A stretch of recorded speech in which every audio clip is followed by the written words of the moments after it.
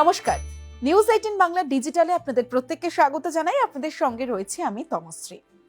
সুশান্ত সিং রাজপুত, আপনাদের নিশ্চয়ই মনে থাকবে দিনটা ছিল 14 জুন 2020। আজ থেকে ঠিক 3 বছর আগে কোভিডের সময় হঠাৎই দুঃসংবাদ, ঘর থেকে উদ্ধার এসএসআর এর দেহ। গোটা দেশের মানুষ যেন কিছুতেই মেনে নিতে পারেনি অভিনেতার মৃত্যু।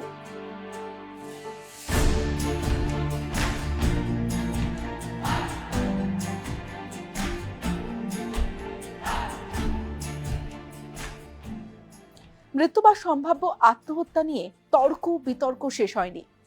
মাদকের নেশাতুর জগৎ থেকে নারী যোগ কিংবা রাজনৈতিক সমীকরণ, সবকিছু নিয়ে অনেকটা ধোঁয়াশা রয়ে গিয়েছে। সুশান্ত এমন নয় যে প্রচুর সিনেমা বা প্রচুর কাজ রেখে গিয়েছেন, কিন্তু অল্প সময়ের মধ্যে তার কাজ মানুষের মনে রেখে গেছেন। প্রথমে ছোট পর্দায় কাজ শুরু, তারপর অভিষেক কাপুরের কাই পচে ছবির মাধ্যমে বড় পর্দায় আত্মপ্রকাশ, তারপর একাধিক ভালো ছবি উপহার দর্শকদের। কিন্তু আজ হঠাৎ কেন সুশান্ত সিং রাজপুতকে নিয়ে আলোচনা করছি ভাবছেন তো? এমন কি হলো যে 3 বছর পরেও চর্চায় এসএসআর?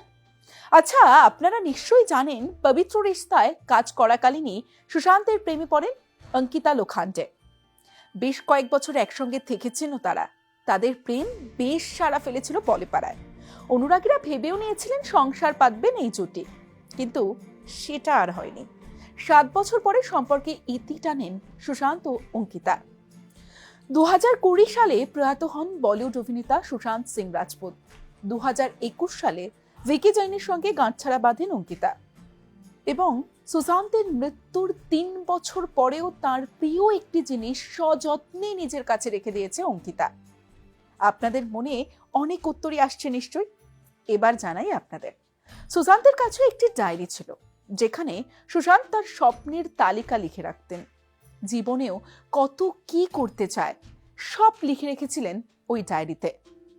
আর 3 বছর আগে সুশান্তের মৃত্যুর পর সেই ডায়েরিটা অঙ্কিতা নিজের কাছে রেখে দেন। একটা রিয়েলিটি শোয়ে এসএসআর এর স্মৃতি রোমন্থন করে অঙ্কিতা জানায়, সুশান্ত ভীষণ মেধাবী ছিলেন। তিনি দেখেছিলেন সুশান্ত কিভাবে ওর সব স্বপ্ন পূরণ করেছিল। কোনো ফিল্মি পরিবারের সঙ্গে যোগসূত্র না থেকেও ও যা অর্জন করেছিল তা অভাবনীয়। আর সুশান্তের চলে যাওয়া 3 বছর পরেও তার ডায়েরি নিজের কাছে যত্ন করে রেখে দিয়েছেন অঙ্কিতা।